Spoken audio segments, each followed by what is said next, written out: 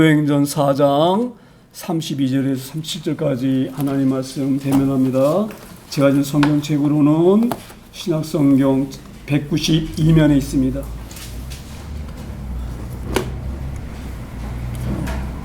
한 절씩 교독합니다. 제가 먼저 읽습니다. 믿는 무리가 한 마음과 한 뜻이 되어 모든 물건을 서로 통용하고 자기 재물을 조금이라도 자기 것이라 하는 이가 하나도 없더라.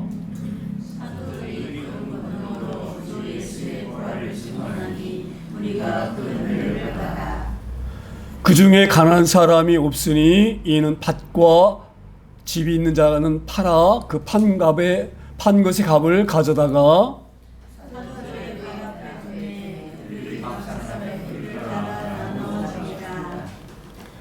구브로에서 난 레위족 사람이 있으니 이름은 요셉이라. 사도들이 일컬어 바나바라 번역하면 유료의 아들이라 하니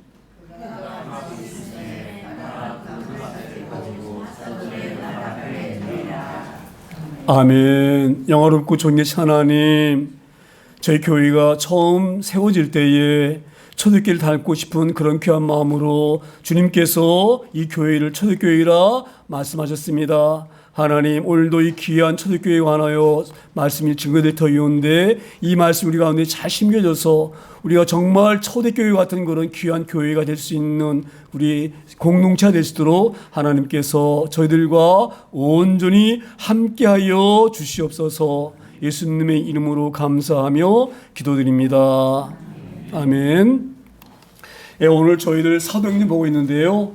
이 사도행전은 누가가 기록했습니다. 누가가 누가복음에 그 데오빌로 각하에게 편지하잖아요. 그렇죠? 그래서 예수님이 태어나신 것, 그리고 예수님이 이 땅에서 메시아로 복음 전하신 것, 이걸 다 말씀하시고 그 다음에 이제 이어서 사도행전을 씁니다. 이 데오빌로가 사도행전을 어떻게 기록하냐면 데오빌로가 가요. 예수님이 십자가에 못 박아 죽으시고 이 장사 지는 다음에 부활하셔서 40일 동안 세상에 계셨습니다. 그리고 계시면서 우리에게 말씀하기를 너희는 떠나지 말고 예루살렘을 떠나지 말고 성령이 임할 때까지 기다려라. 성령이 임하시면 너희가 예루살렘과 유대와 사마리아 땅끝까지 내 증인이 되라. 이렇게 말씀하셨어요. 그러니까 성령님이 하시면 예수님이 이 땅에 오셨다. 하나님 아들이 이 땅에 오셨다. 우리를 구하러 오셨다. 그렇게 증거해라. 그렇게 말씀을 하시고 이 40일 동안 계신 다음에 40일 될 때에 예수님이 오신 그대로 승천하십니다. 이거 이제 승천하신다고 하거든요. 그러니까 오신 그대로 그 몸을 하늘로 이렇게 싹 올라가셨어요. 그걸 많은 사람들이 봅니다. 그때에 갈릴 사람들이 이렇게 올라가는 예수를 바라보니까 흰옷 입은 사람들이 둘이 서서 이렇게 물어요. 갈릴 사람들아, 너희가 뭘 쳐다보고 있느냐? 올라가신 예수님은 곧 내려오신다. 다시 오신다. 이렇게 말씀하거든요. 그러한 이야기를 기록된 것이 오늘 사도행전이에요. 그래서 사도행전에 예수님이 약속하셨잖아요. 그렇죠? 내가 올라가서 너희를 고아처럼 버려두지 아니하고 보혜사 성령을 보낼 것이다. 그래서 그 성령이 임할 때까지 기다려 하신 거거든요. 그렇게 말씀하셨는데 보혜사 성령이 뭐냐? 성령님의 이 별명이 보혜사거든요. 이 성령님에 관해서 잘 알아야 됩니다. 성령님이라고 하는 의미는 보혜사인데 보혜사가 한문으로 보호할 보자, 그 다음에 은혜의 자, 그 다음에 스승사자예요. 그래서 보혜사 이렇게 얘기를 하거든요. 성령님을 성령 그 보혜사 의미가 어떤 의미냐? 그 보자는 보호한다 이런 보호한다. 그리고 해자는 은혜. 그리고 사는 스승사자거든요. 그래서 성령님의 그러한 특징을 이렇게 나타낸 건데 성령의 특징은 뭐냐? 우리를 보호하고, 그렇죠? 그 다음에 우리를 가리키고, 그 다음에 우리를 변호사처럼 이렇게 변호해주고, 그런 의미가 바로 보혜사예요. 보혜사. 그런 의미를 잘 아셔야 됩니다. 그러니까 성령님의 우리가 이 삼일체에서 굉장히 어려운데 이렇게 하시면 돼요. 하나님께서 모든 만물을 만드셨죠. 그 다음에 우리를 구원하신다 약속하시잖아요. 계속 구약에 약속하시잖아요. 내가 구원할 메시아를 보내겠다 약속하시잖아요. 그 하나님이 성부 하나님이니까 하나님 아버지 성부 하나님이고 그 다음에 그 성부 하나님이 약속하시고 말씀하신 대로 이 땅에 오신, 우리를 구하러 오신 그 하나님이 성자 하나님, 예수님이세요. 예수님이 성자 하나님이세요. 그렇죠? 그 성자 예수님이 이제 이 땅에 오셔서 하나님 나라를 다 선포하시고 십자가에서 구원을 이루신 다음에 하나님 올라가셨잖아요. 그리고 올라가신 다음에 이제 다시 이 땅에 내려보내실 분이 누구냐면 성령 하나님. 성령 하나님은 예수님이 우리 구원자를 알게 하시고, 우리가 찬양 드리잖아요. 그렇죠? 막 은혜가 오죠? 그게 바로 성령이 역사하시는 거예요. 성령님이. 할렐루야. 그러니까 우리가 예배 드릴 때 기쁨이 오고, 막 감사가 오고, 막 눈물이 나고, 이 모든 것은 성령 역사하시는 거예요. 그래서 하나님이 세 분이십니다. 이거 잘 아셔. 이게 경제 우리 이해하기 어려운데, 제가 말씀드린 것처럼 구원자를 보내겠다 약속하셔서 계속 구약에서 말씀하신 하나님, 그 하나님은 성부 하나님, 아버지 하나님, 그 다음에 그 약속하신 대로 내려오신 분이 하나님의 아들 예수님. 할렐루야. 예수 십자가 죽으셔서 우리 죄를 대신 짊어지시고 죽으신, 그 구원하신 그 하나님이 예수님이셔요. 그 예수님이 성자 하나님이십니다. 그 다음에 성자 하나님이 올라가시잖아요. 하늘로. 그렇죠? 올라가셔가지고 하나님 우편에 앉아 계시거든요. 그 얘기는 뭐냐면 하나님 우편에 앉아 계셔가지고 우리를 통치하고 계시는 거예요. 왕으로. 할렐루야. 그게 성자 하나님이셔요. 그렇죠? 그 예수님이 올라가시면서 얘기 말씀하셨거든요. 내가 내 성령을 너에게 다시 내려보낼 것이다. 이렇게 말씀하신 대로 오신 그 성령님이 성령 하나님. 할렐루야. 오늘 그 성령 하나님이 와서 말씀하시는 겁니다. 그래서 약속하신 대로 오순절은 예수님이 부활하시고 50일이 지난 후에요. 그러니까 하늘로 올라가시고 난 실 후에, 열흘 후에 성령님이 임하십니다. 마가의 다락방에 120명이 모여서 이렇게 말씀하셨거든요. 예수님이 너희는 예루살렘을 떠나지 말고 성령 임할 때까지 기다려라 약속하셨거든요. 그 약속 붙들고 막 기도하는 거예요. 120명이 모여가지고 갑자기 막 기도하는데 오순절 날 하늘에서 불이 막 내려오는데 각 사람 머리 위에 불이 하나씩 내리는 거예요. 할렐루야. 그러니까 성령님은 우리 한 사람이 다 와 계십니다. 그런 의미로 그 사도행전 그 1장과 2장 보게 되지면 혀 같은 불길이 각 사람 머리 위에 임하였다 이렇게 말씀을 하셔요. 그래가지고 성령이 임하시게 되어지니까 사람들이 어떤 놀란 일이 일어나느냐. 방언을 막 하는 방언이 바로 어떤 이야기냐면 오순절은 그 하나님 명절날이거든요. 유대교 명절날이거든요. 그러니까 명절 때에는 다 예루살렘 모이는 거예요. 사람들이. 그러니까 예루살렘 모일 때에 저기 갑바도기야, 또 밤빌리야, 노마, 또 저기 어디입니까 그 유브라데스가 있는데 그쪽에 있는 그 유브라데스가 있는 사람들, 또 애굽 사람들, 모든 사람들, 흩어진 사람들이 예루살렘에 다 모여요. 그래가지고 하나님께 예배하는 거예요. 바로 이때가 오순절 이렇게 모였거든요. 그러니까 모였는데 이 사람들은 다 자기서 태어난 곳에 말밖에 할 줄 몰라요. 쉽게 말하면 로마에 태어난 사람들은 로마 말밖에 잘 하지 못해요. 우리도 그렇죠. 미국에서 태어난 아이들이 오래 살다 보면 한국말 잘 모르는 게 많잖아요. 그와 마찬가지로 흩어진 사람들이 다 자기네 나라밖에 말밖에 모르는 거예요. 그래서 성령이 임하게 되어지니까 바울 사도와 막 사도들이 막 설교를 하는 거예요. 여러분들이 그렇게 하나님께서 많은 선지자들과 연을 통하여서 보내실 때 약속하신 메시아가 이 땅에 오셨는데 당신들이 그 오신 메시아를 십자가에 못 박아서 죽였다. 당신들이 그 메시아를 죽였다. 이렇게 막 이 설교를 하는데 그 설교가 어떤 설교냐. 어떤 사람은 애국말로 막 설교를 하고 어떤 사람은 노마 말로 막 설교를 하고 어떤 사람은 밤비라 말로 막 설교를 하고 어떤 사람은 갈라디아 말로 막 설교를 하고 그렇게 설교하는 거예요. 그게 바로 방언이에요. 방언. 할렐루야. 방언은 막 이렇게 하는 게 원래 방언이 아닙니다. 그러니까 막 그 명절 때 막 그 외국에서 왔던 사람들 명절 지내려고 예루살렘에 올렸던 사람들이 보니까 깜짝 놀란 거예요. 어떻게 저 사람들이 갈릴리 사람들인데 자기네 태어난 나라의 말로 막 설교하느냐? 갈릴리에서 어부들이고 배우지 못한 무식한 사람들인데 어떻게 저렇게 우리 나라 말을 이렇게 유창하게 잘할 수가 있느냐? 깜짝 놀란 거예요. 할렐루야. 그럴 때 막 베드로 사도가 막 그냥 성령 충만해가지고 그냥 막 설교를 하니까 사람들이 막 가슴을 치고 이렇게 얘기를 하는 거예요.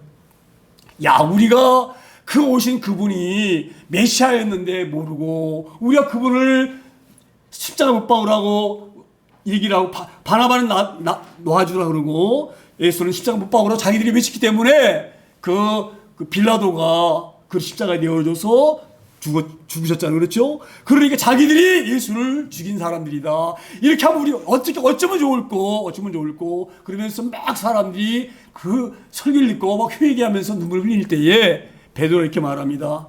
너희들이 회개하고 각 사람마다 예수를 영접하게 되지면 너희가 성령이 너희에게 임하여서 너희가 놀라운 은혜를 받을 것이다. 그렇게 말합니다. 그러니까 이 사람들이 그 베드로와 사도들이 방언으로 하는 설교말을 듣고 막 은혜를 받아가지고 그냥 이 막 예수를 믿는 쪽으로 3,000명이 예수 믿는 그 놀라운 일이 벌어집니다. 오늘 그러한 말씀이 이어지면서 오늘 말씀이 시작되어지는 거거든요. 그러니까 사도행전은 이 교회가 처음 세워질 때에 하나님이 역사하셔가지고 놀라운 역사를 하셔서 교회가 세워지는 놀라운 성령의 역사하심이 기록된 것이 사도행전이에요. 사도행전. 할렐루야. 그래서 오늘 32절에 그 말씀이 이어지는 게 믿는 무리가 한 마음과 한 뜻이 되어 모든 물건을 서로 통용하고, 이게 어떤 얘기냐면 3,000명이 막 이 베드로라든지 사도들이 하는 설교 듣고 막 은혜 받고 몰려왔잖아요. 그렇죠? 몰려왔는데 자 보세요.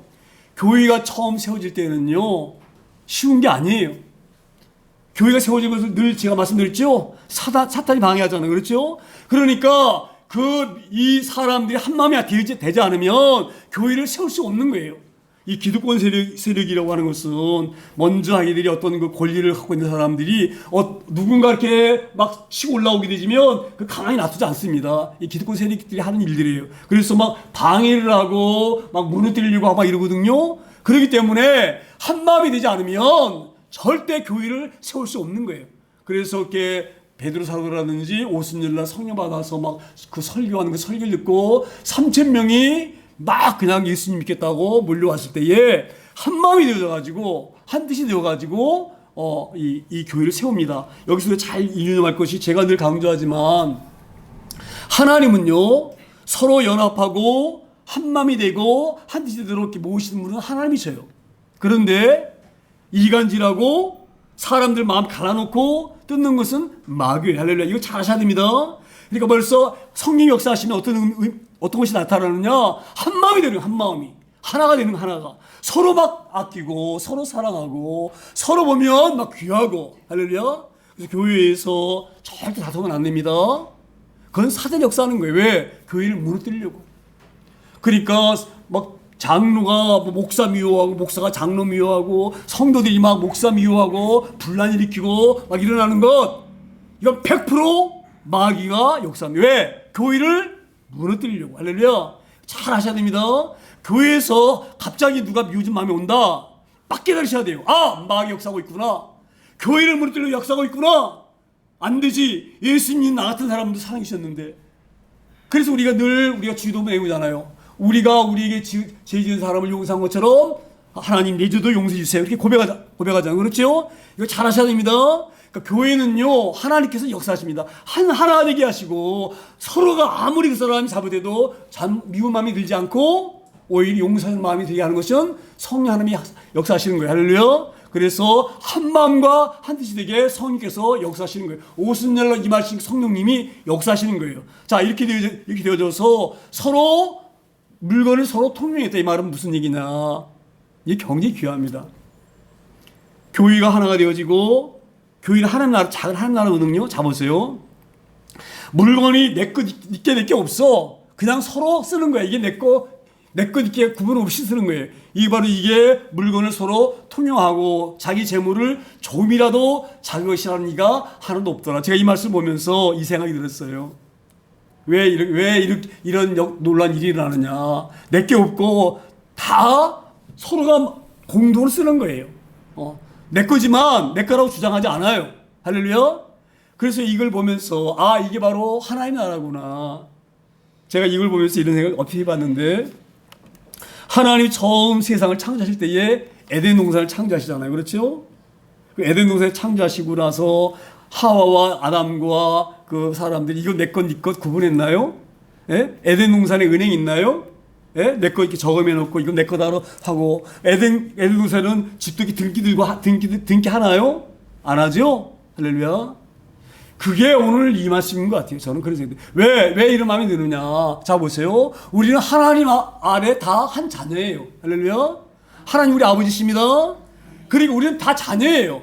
자 우리 자녀들이 아버지가 사는 집에서 형 집 따로 있고 뭐 동생 집 따로 있고 또 여동생 집 따로 있고 따로 있나요? 그 집은 다 자기 집이에요. 아버지 앞에서 다 누구나 내 집이야 내 집. 할렐루야. 그런 의미입니다. 그러니까 이 초대교회가 막 세워질 때에는 교회가 우리 하나님의 아버지가 집이기 때문에 네 거 내 거 없는 거예요. 다 아버지 거기 때문에. 할렐루야. 그래서 내 물건이라 주장하는 사람이 한 사람 없는 줄 믿습니다. 그런 의미예요. 그래서 초대교회 세워질 때는요. 자 보세요. 교회가 세워질 때가 얼마나 어려운지 아세요? 교회가 이 당시에 유대에서 세워질 때에는 그 사람들이 예수 믿는다 그러면은요 쫓아냅니다. 칠교한다 그래요. 칠교. 그래서 막 인정도 하지 않아요. 그러니까 굉장히 어려울 수밖에 없어요. 서로 돕지 않으면 살 수 없는 것이 초대교회 성도들이었어요. 할렐루야. 그렇기 때문에 어떤 물건인 사람들은 갖다 놓고 쌀이 먹인 사람 갖다 놓고 서로 그걸 해서 밥을 나눠 먹고 내 거라고 주장하지 않는 그런 놀라운 일이 벌어지고 있습니다. 교회가 세워질 때의 모습이에요. 그리고 이제 33절에 이렇게 말씀을 이어갑니다. 33절에 사도들이 큰 권능으로 주 예수의 부활을 증언하니 무리가 큰 은혜를 받더라. 자 보세요. 자 이게 놀라운 일이 막 일어나는데 오순절 성님이 하시니까 어떤 일이 일어나느냐. 베드로와 요한이 9시에 유대 시간은 9시인 것은 우리가 말하면 한 오후 3시쯤 되거든요. 이제 올라와서 예배하러 올라가는데 그 성전 문 앞에 안지명이 앉아가지고 안지명이는 먹고 살 수가 없잖아요. 그렇죠? 그러니까 구걸해서 먹고 사는 거예요. 그 안지명이가 앉아 있는데 요한과 베드로와 요한이 예배하러 이렇게 올라가다 보니까 불쌍하잖아요. 그 안지명이가. 그러니까 안지명이를 이렇게 쳐다보니까 안지명이가 돈을 줄 줄 알고 이렇게 빡 쳐다보는 거예요. 손을 내밀면서. 그때 베드로가 뭐라 하니까 유명한 말 있죠? 유명한 노래 있죠? 베드로 요한이 뭐라 말합니까? 그 안지명이가 돈 줄 줄 알고 손을 내미니까 그렇게 말하잖아요. 내게 금과 은은 없지만 내게 있는 나사렛 이름으로 명하노니 내가 일어나 걸으라고 손을 땡기죠. 할렐루야. 그러니까 이런 놀라운 일이 막 일어나는 거예요. 성령이 역사하시면 교회를 세울 때는요 놀랍게 하나님 역사하십니다. 그러니까 우리도 예전에 1960년도 70년일 때는요 막 병자가 막 났고 막 그냥 막 엄청난 막 역사가 일어났어요. 왜 그러느냐? 이 한국의 놀라운 교회를 하나님 세우시려고 역사하신 거예요. 할렐루야. 그러니까 성령님께서 교회를 세우실 때에 놀라운 역사와 능력이 막 나타나는 거예요. 그러니까 막 사람들이 은혜를 받아가지고 할렐루야. 에? 우리가 은혜 받을 때 하면서 생활하면 그 은혜 받을 때 얼마나 기쁩니까? 우리 사모가 늘 그런 얘기 했어요. 시집 와가지고 강원도에서 예수 예자도 모르다가 예수 믿는 우리 집이 시집 와가지고 처음에는 강제로 나갔죠. 강제로. 그런데 이제 어찌됐건 시어머니랑 남편이 교회 나가니까 안 나갈 수 없잖아요. 그렇죠? 그러니까 마지 못해가지고 아주 그냥 울며 겨자 먹기로 왔는데 교회를 한 달, 2달 다니다가 은혜 받기 시작한 거예요. 그래가지고 교회 가면 막 그냥 막 몸이 붕 뜬 것 같다. 막 너무너무 좋다. 그렇게 얘기를 하거든요. 할렐루야. 그렇게 이 역사십니다. 하나님께서 어찌되었건 사도들이 큰 권능으로 주 예수의 부활을 증언하니 무리가 은혜를 받더라. 할렐루야. 우리가 늘 그런 첫사랑을 기억하길 소망합니다. 처음 하나님 만났을 때에 받았던 그 은혜, 감격 이걸 잃어보지 않길 소망합니다. 자 이렇게 이 놀라운 은혜를 받게 되어지면 어떤 현상이 나타나느냐. 34절에 놀라운 역사가 나타납니다.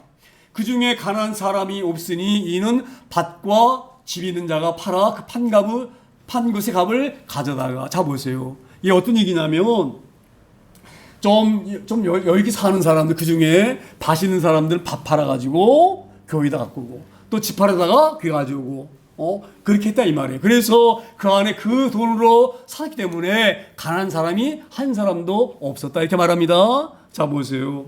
가난하다는 것은 뭐가 가난한 사람입니까? 가난한 사람. 네?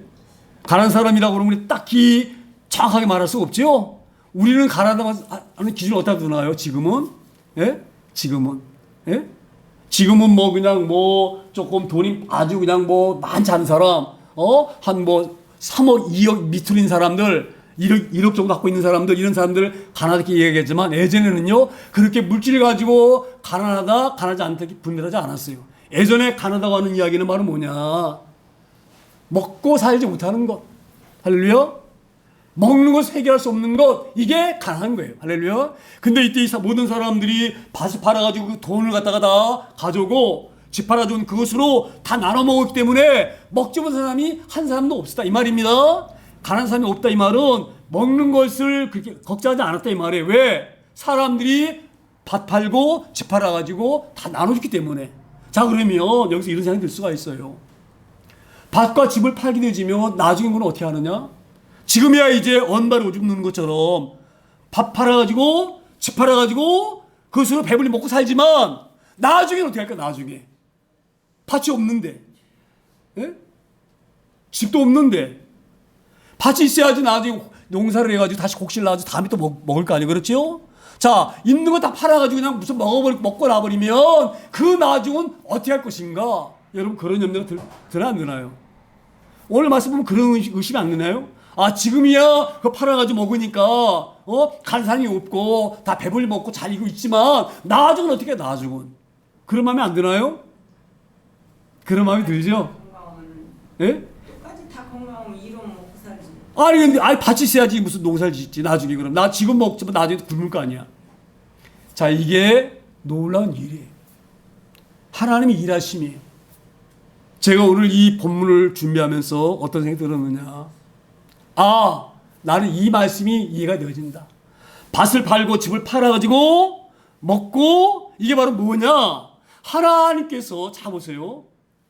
왜 오늘 이런 현상이 벌어지느냐? 이때 은혜 받게 되어지니까 사람들도 마음이 드느냐? 내가 구원받았는데 얼마나 하나님 감사해. 그래 안 그래요? 내가 죄 때문에 지옥 갈 수밖에 없었는데 나를 구원하시려고 메시아 때 오셨어요. 내가 그 복음을 듣고 구원받았어요. 그러니까 얼마나 마음이 기쁘겠어요. 그렇지요? 그러니까 하나님께 너무너무 감사해서 찬양 드리고 싶고, 찬양 막 드리고 싶어가지고 견딜 수가 없어. 막 예배가 막 하고 싶어. 그게 사람들이 막 교회로 모이는 거예요. 모여가지고 막 찬미하고 예배하는 거예요. 자, 보세요. 하나님께 이렇게 열심히 막 그렇게 그런 놀라운 은혜가 일어나려고 하면요, 먹고 사는 것이 머리에 염려가 되어지면 찬양할 수가 없어요. 왜? 염려 걱정 아니라고. 야, 때거리가 없는데 어떻게 하느냐? 그런 마음이 드는데 찬양이 나오겠어요? 할렐루야. 잘 드셔야 됩니다. 오늘 왜 이렇게 가난한 사람이 없고 밭가지고 팔아가지고 사람들이 다 했느냐? 예배를 집중하기 위해서 하나님께 찬양하는데 막 너무 감사해가지고 이런 현상이 벌어지는 거예요. 할렐루야. 그래서 제가 오늘 이걸 보면서 내가 어떤 경험을 했느냐, 내가 정말 가난해봤거든요. 내가 늘 말씀드리잖아요. 여러분, 금깡이 뭔지 아세요? 금깡? 예? 금깡 여러분 모르실 거예요. 금깡이라는 게 바로 뭐냐면, 그때가 2002년도였으니까 지금부터 한 25년 전 이야기인데, 그때 우리가 막 그 친척한테 돈을 빌려 쓰고, 그 다음에 더 이상 친척들한테 손님이 돈 빌릴 데가 없으니까 당장 돈이 필요하면 뭘 씁니까? 신용카드 만들어가지고 현금 서비스 받잖아요. 그렇죠? 현금 서비스 받으면 어느 한도가 딱 되지면 못 받아요. 그럼 어떻게 합니까? 돈이 당장 있어야 되는데 막 가스가 끊겨. 밥 사 먹을 쌀도 봉지 사다 먹는데 그것도 사 먹을 돈이 없어. 거기다 이자 달라고 하면 난리야.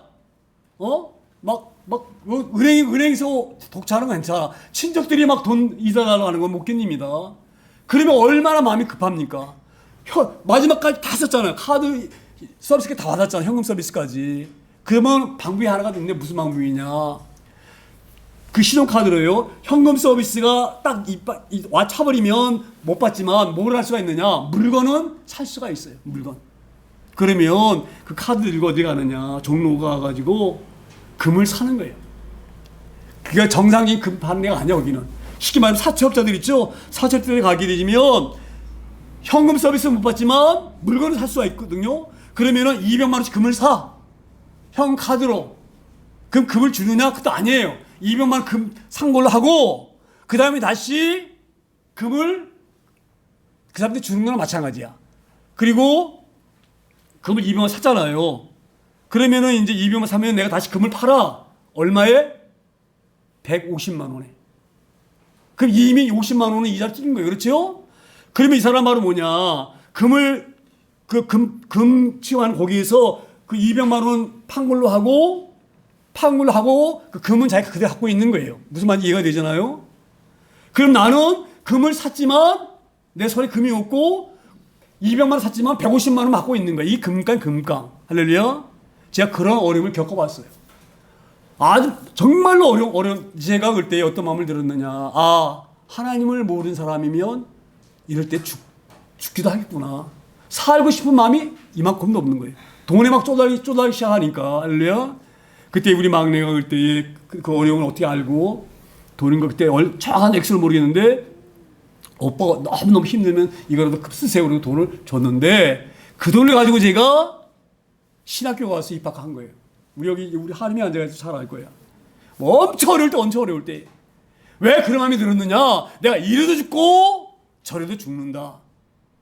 이래 죽고 저래 죽으니까 하나님이 제게 주신 마음, 제가 그런 마음이 있었거든요. 신학을 해야 된다는 마음이 굉장히 강하게 왔었는데 제가 그걸 못했었는데 내가 이래도 죽고 저래도 죽으니까 하나님 뜻대로 내가 하겠다 그러고 내가 신학교를 들어갔는데 놀란 일이 벌어졌어요.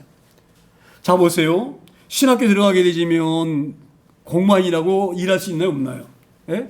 일할 수 없죠? 근데 정말 희한한 것이 그 신학교 들어갔는데 그때부터 조금씩 돈이 벌어지는 거예요. 빚을 조금씩 갚은 거예요. 할렐루야.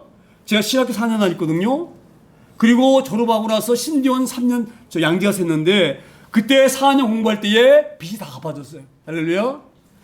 이게 어떤 일이 이런 일이 일어날 수가 있나요? 그리고 신대원에 가가지고 3년을 있는데 신대원은요 기숙사생활을 해야 돼요. 화요일날 기숙사 들어가게 되지면 금요일까지 있어야 돼. 거기서 못 나와요. 기숙사에서. 신대원 들어가게 되지면 새벽기도 해야 되고요. 철저히 영적 훈련 받습니다. 그래서 화요일부터 금요일까지는 완전히 집에 오지도 못해. 거기 양지가 있어야 돼. 자, 그런데 놀란 일이 벌어진 것이 그때부터 돈이 모이는 거예요. 놀라운 일이죠? 돈 걱정을 절대 안 해봤어요. 한번 생각을 해보세요. 어떻게 내가 일을 안 하는데 어떻게 그런 일이 일어날 수가 있느냐. 이상하지 않나요? 네? 제가 왜 오늘 이런 말씀을 드리느냐.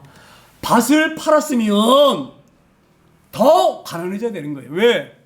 농사 지을 땅이 없어졌는데 농사를 지어야지 나중에 또 먹을 게 생기는데 왜 제가 이런 말씀 드리냐. 저도 마찬가지예요. 자, 내가 열심히 일해도 빚지는데 일을 않고 공부를 한다?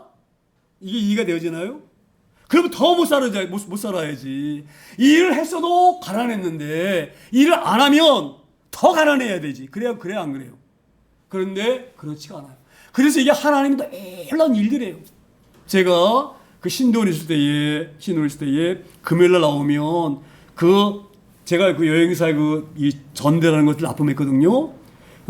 그 레일 여행사라고 지금 우리 여행업계에서 아마 조금 했어요. 그때 여행사가. 지금은 5위 하는 데요. 그 여행사가. 그때 그 여행사에서 2주에 한 번씩 1000장씩 그 전대를 주문했었어요. 그러면 제가 금요일에 퇴근하려 학교에서 나와가지고 집에 오게 되면 재단하고 다 만들 걸 만들어놔. 그럼 사모가 일주일 내에 만들어. 그럼 제가 이제 월요일날은 우리가 쉬거든요. 학교가. 화요일날부터 수업이 시작되어지거든요. 그러니까 월요일날 제가 배달을 해. 자, 보세요. 2주에 돈이 얼마씩 들어왔느냐. 전대가 1,500원이거든요. 그러면 천장이면 얼마입니까? 150만 원이죠? 2주에 150만 원이 딱 들어오는 거예요. 거기다가 뭐 기능 슬리퍼 팔지 뭐지 그래가지고 제가 처음 돈을 해 걱정 안 하고 사는 데가 언제냐. 그 신대원 다닐 때에. 자, 보세요. 제가 일을 안 해요. 사모밖에 일 안 하고. 예전에 사모와 내가 일을 해도 그렇게 어렵거든요. 그런데 사모 혼자 일을 하는데도 생각을 해보세요. 예? 돈 걱정 안 하고 살았다니까요. 여기 우리 하림이가 증이야. 어떻게 이런 일이 일어날 수 있나요? 자, 보세요. 모든 생사화복은 누가 주관하십니까? 우리가 사는 것 같으죠? 세상 사람들은 그렇게 생각을 해요. 세상 사람들은 자기 힘과 자기 능력으로 사는 줄 알지만 절대 세상은 그렇게 흘러가지가 않습니다. 저는 그걸 철저한 사람이에요. 그래서 그때에 신년 나뉘면서 처음으로 남한테 손 안 빌리고 현금 카드 안 쓰고 그리고 제가 그렇게 큰 어려움 없이 산 줄 믿습니다. 제가 이걸 보게 되면서 밭을 팔았는데 어떻게 이들이 가난한 사람이 없을 수 있었을까? 이게 깨달아집니다. 여러분도 이런 놀라운 은혜를 체험하기 소망합니다. 그래서 예수님이 뭐라고 말씀하십니까? 너희는 먼저 그의 나라와 그의 일을 구하라. 그리하면 이 모든 것을 너희에게 더하시리라. 할렐루야. 이거 잘 명심해야 될 줄 믿습니다. 이게 믿음이에요. 이게 믿음. 세상 사람으로는 말이 안 돼. 말이 안 되는 거예요. 밭을 팔았으면 망해야지. 농사를 못 짓는데 어떻게 더 먹을 것이 생기고 더 가난해야 되지. 할렐루야. 그런데 가난한 사람이 한 사람도 없이 놀라운 역사가 일어나는 믿습니다. 이게 하나님의 일하심입니다. 자, 사람 보세요. 아무리 죽을 힘을 다해도 제가 이렇게 살아왔어요. 지금 하나님이가 증인이에요. 내가 얼마나 열심히 사는 사람인지 몰라요. 새벽기도 갔다 오면 그때부터 일에 공장 가가지고 안 돼. 하루 같은데 안 되는 거예요. 안 되는 일이 안 되는 거예요. 막 이상이 막 쪼들리는 거예요. 엄청 열심히 사는 사람인데 제가 우리가 이것을 잘 경험하면서 우리가 살 소망합니다. 그래서 우리 하나님 말씀대로 살 존재예요. 우리는 의뢰로 사는 사람이지 세상 사람 사는 방법으로 사는 존재가 아닌 믿습니다. 그렇게 사실 소망합니다. 그래서 이제 이 밭을 팔아서 나눠주고 값을 가져다가 나눠주니까 사람들이 예배에 집중할 수가 있고 하나님 믿는 데 열정할 수가 있고 복음 전하는 데 열심히 할 수가 있는 거. 막 전도하고 놀란 일이 일어났다. 이런 일이 어떻게 일어날 수가 있느냐. 안진뱅이가 막 일어났지 않느냐. 묻는 병이가 막 낫지 않느냐. 베드로사도가 막 손만 얹으면 막 낫고 그가 지난 그림자만 비춰도 병이 낫고 놀란 일이 일어나지 않느냐. 거기에 전념한 줄 믿습니다. 제가 우리 교회를 세울 때에 그래서 이름이 초대교회예요.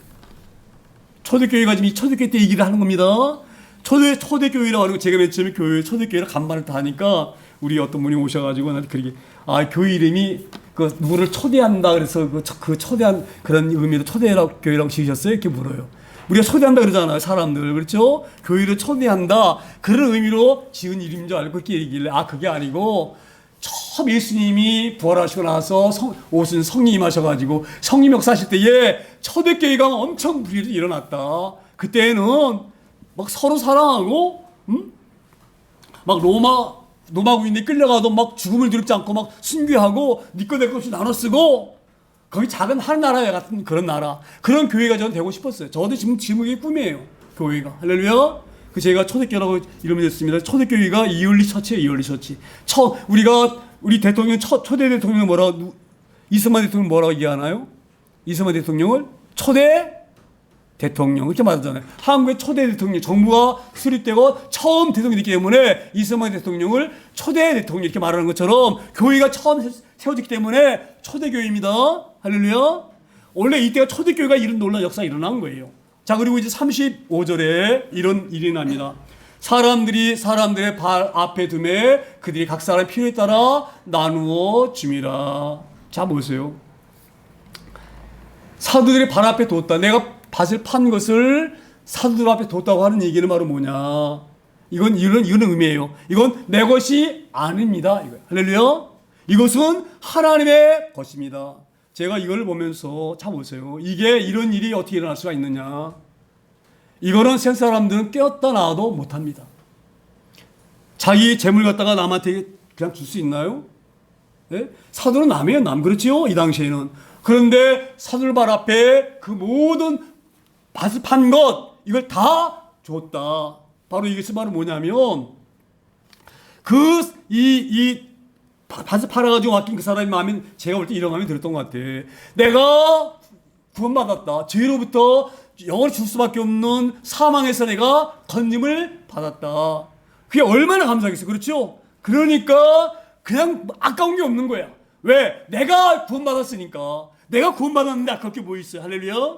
잘 하셔야 됩니다. 그러니까 우리 믿는 사람들은요. 물질 때문에 염려하지 마세요. 할렐루야. 그것 때문에 우리가 불안해하거나 두려울 이유가 전혀 없어요. 할렐루야. 제가 지난주에 말씀을 드렸지만 우리의 가장 큰 걱정과 염려 어디가 있느냐? 죽으면 지옥 가는 것. 그게 우리 진짜 염려고 걱정이지. 그 문제가 해결되어지면 염려할 것이 저는 그렇게 생각을 합니다. 제가 하나님 나라를 확정적으로 붙잡았다. 그럼 내가 두려울 게 뭐가 있어요? 죽음이 들어와요? 하나님 나라를 내가 확정적으로 붙잡았는데 내가 죽음이 들었습니까? 어떤 어려움이 와도 두렵지 않는 거예요. 할렐루야. 오늘 이런 일이 어떻게 일어날 수가 있느냐? 내 재물이 팔아서 드리는 것 아무도 아닌 거예요. 왜? 내가 구원받았기 때문에. 그러기 때문에 그 성령님의 의해서 은혜 받고 역사를 하기 때문에 그 모든 물질을 다 팔아서 이 사도들에게 줬고, 사도들이 그걸 받아서 그 돈을 받아가지고 다 없는 사람들, 필요한 사람들이 나눠주고 그렇게 산 일이 있습니다. 그리고 그들은 그렇게 함으로 말미암아 교회가 세워지면서 이 예배와 찬미만 열중하게 되어진 거예요. 우리가 그런 귀한 교회가 되길 소망합니다. 저는 그런 교회가 저는 늘 꿈이에요. 정말 여기다가 제가 이렇게 일터를 만들어가지고 와서 찬양 드리면서 늘 이 극동방송 들으면서 일하면서 전혀 먹고 사는 일에 염려하지 않고 오직 예배와 우리 믿음만 우리가 열심히 낼 수 있는 그런 교회가 되기 위해서 제가 초대교회라고 이름을 졌습니다. 그런 교회가 되어지길 소망합니다. 저는 반드시 하나님이 일을 이루실 줄 믿습니다. 할렐루야. 세상 사람들은 웃으면서 네 앞가림이나 잘해라 이러고 비아냥할지 모르지만 저는 늘 마음에 그런 마음이 있습니다. 할렐루야. 우리가 이 기도 놓고도 열심히 기도하기 소망합니다.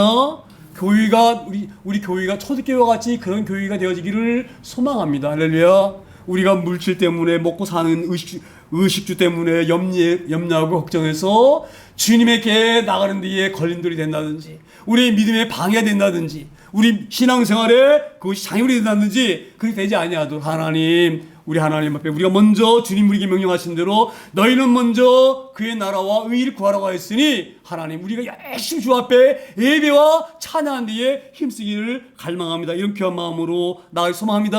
그리하면 우리 하나님께서 우리 교회 이름 그대로 초대교회 같은 그런 교회를 우리 하나님께서 교회를 세워나갈 줄 믿습니다. 그런 교회가 되길 소망합니다.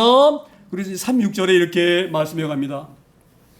구브로에서 난 네이족 사람이 있으니 이름은 요셉이라 사람들이 일컬어 바나바라 번역하면 위로의 아들이라 하니라. 자 보세요.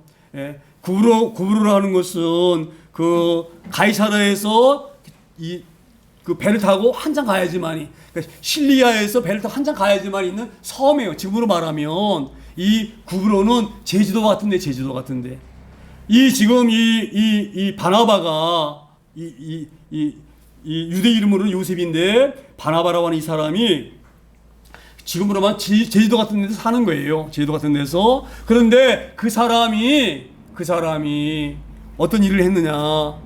37절에 보게 되면 놀란 일이 벌어집니다. 37절에 그가 밭이 있음에 팔아 그 값을 가지고 사두를 발 앞에 두니라.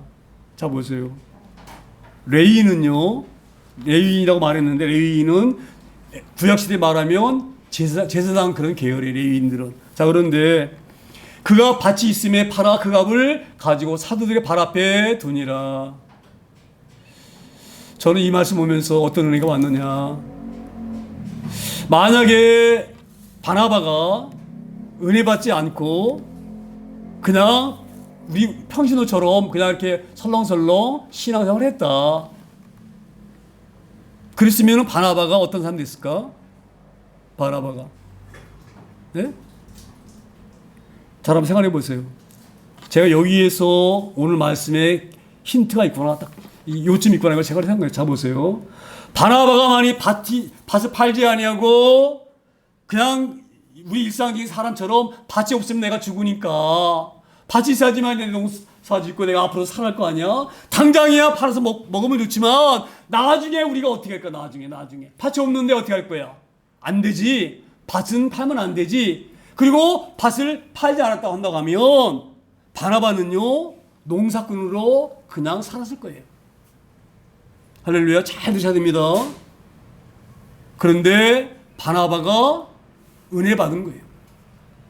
예수님은 날 위해서 그 몸도 주셨는데 하나님 날 위해서 못 드릴 게 뭐 있느냐. 그리고 밭을 팔아서 조금도 아깝다 생각하지 아니하고 사도에게 다 준 거예요. 그렇기 때문에 바나바가 바울 사도와 함께 다니면서 아시아와 그 마게도니아와 여기 그 동유럽인 에덴 쪽에 아덴 이런 쪽에다가 교회를 세운 일이 있습니다. 이 바나바가 바울 사도 1차 전도를 다니면서요. 처음 교회를 어디 세웠느냐? 갈라디아 교회 세우고요. 이 소활적으로 교회를 여러 군데 세웠어요. 자 보세요. 이 바나바가 밭을 팔았기 때문에 바나바가 그런 놀라운 일들을 한 거예요. 우리가 이 말씀을 잘 깨닫게 소망합니다. 제가 만약에 우리 막내가 선교사가 내 기억을 그때 아마 100만 원인가 준 것 같아요. 100만 원.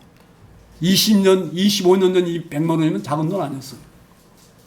그 돈이면 일단 카드 맞고 아주 급한 뭐 맞고 쓸 수가 있었어요. 그래야 되나 안 그래야 되나요? 돈이 없는데 돈이 생겼으면 그렇게 해야 되는 게 맞는 거 아니에요? 만약에 정말 그렇기 때문에 그 막내 준 돈을 가지고 신학교를 안 가고 그렇게 했다.